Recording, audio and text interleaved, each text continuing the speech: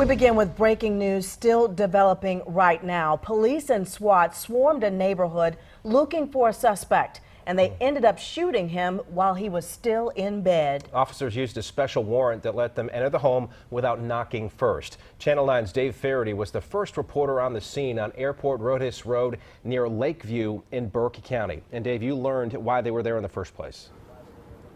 Yeah, Scott, if you look behind me, you can still see a very active scene here in eastern Burke County. The sheriff tells me they got a no-knock search warrant because of concerns that the suspect was a convicted felon and possibly had a firearm inside the home. Let me do something real quick. I'm going to step over the camera and just kind of push in. You might be able to see the mobile home there off to the left and the deputies that are out here right now. I'm told they were actually inside the home for about 25 minutes negotiating with him to give up before they fired the shot.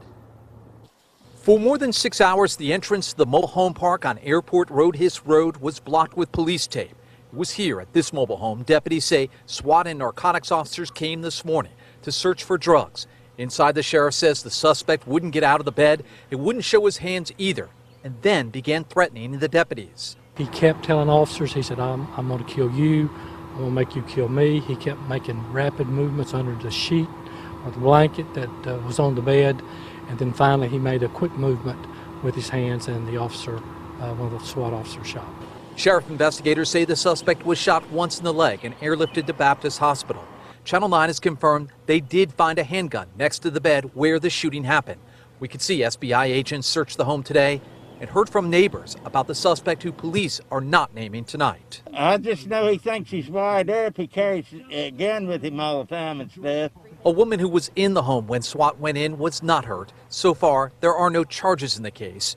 Fred Stewart lives 2 doors away and says police have been here a half dozen times. About 3 weeks ago, they had them out here because got into it with somebody back there over shooting guns or something. I don't know.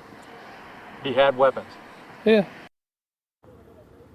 And we found out immediately after the shooting, one of the deputies who was actually inside the home began providing medical attention to the suspect here in eastern Burke County. Eric, I can tell you that one of the SWAT team members, the one who fired his weapon, he's been placed on administrative leave, which is typical in a case like this. Back to you. All right, Dave, live for us there in Burke County. And I know previously you were actually on the scene of another high-profile no-knock warrant case as well. And that was a case in Salisbury that ended with a suspect shot and killed.